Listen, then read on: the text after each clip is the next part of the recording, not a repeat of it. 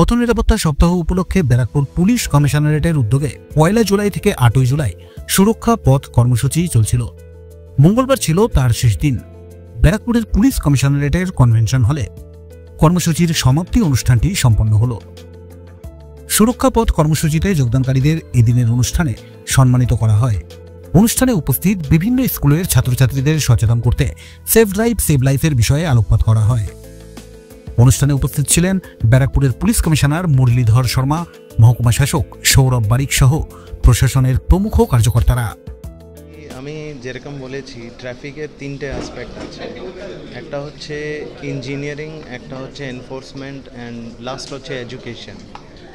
এডুকেশনের মানে হচ্ছে অ্যাওয়ারনেস, মানুষের মধ্যে এই চেতনা আনা কি আপনাকে ট্রাফিক নিয়ম যে আছে সেটা পালন করে চলতে হবে, যেখানে জেব্রা ক্রসিং আছে সেখান থেকেই ক্রসিং করতে হবে, হেলমেট পরতে হবে, অ্যান্ড সেটা ওদের নিজস্ব সুরক্ষার জন্য। এটা আমরা বছরে পুরো ইন্ডিয়ায় প্রায় 1.5 থেকে 2 লাখ প্রাণ যে আছে ওটা রোড অ্যাক্সিডেন্ট, ট্রাফিক রোড অ্যাক্সিডেন্টে হারায়।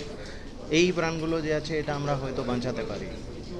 তো আশা করি যদি মানুষ একটু সচেতন হন, সেখানে ইঞ্জিনিয়ারিংয়ের যদি কোনো কিছু ব্যাপার থাকে, সেই ইঞ্জিনিয়ারিংয়ের ব্যাপার নিয়ে আমাদের অনেক কমিটি আছে। আমরা সাধারণত ইঞ্জিনিয়ারিং রিলেটেড যে ফল্ট রয়েছে সেটার উপর আমরা কাজ করতে থাকি, ইমপ্রুভ করতে থাকি।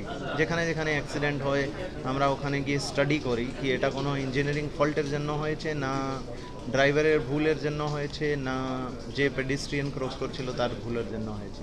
বেশিরভাগই আমরা দেখতে পাচ্ছি এখানে হিউম্যান এরারের একটা প্রবণতা বেশি আছে।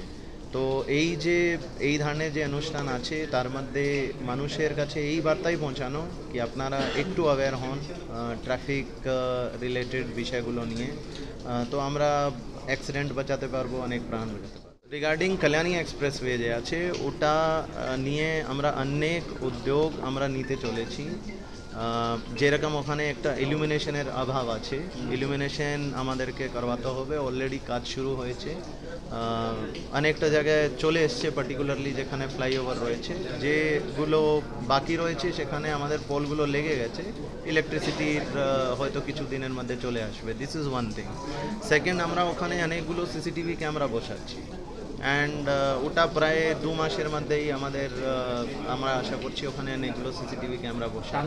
যেই যে সিসিটিভি ক্যামেরা আছে এই সিসিটিভি ক্যামেরার মধ্যে আমরা স্পিড লিমিটের ব্যাপারটা যেটা আপনি বলছেন, সে স্পিড ক্যালকুলেট করার বিভিন্ন সফটওয়্যারের মাধ্যমে, বিভিন্ন আমাদের যে স্পিডোমিটার আছে ওই মেশিনগুলো বসিয়ে আমরা চেষ্টা করব যাতে যে বেশি স্পিডে লোকগুলো যাচ্ছে তাদেরকে আমরা একটু এনফোর্সমেন্টের মাধ্যমে আমরা স্পিডগুলো কম করবাতে পারি।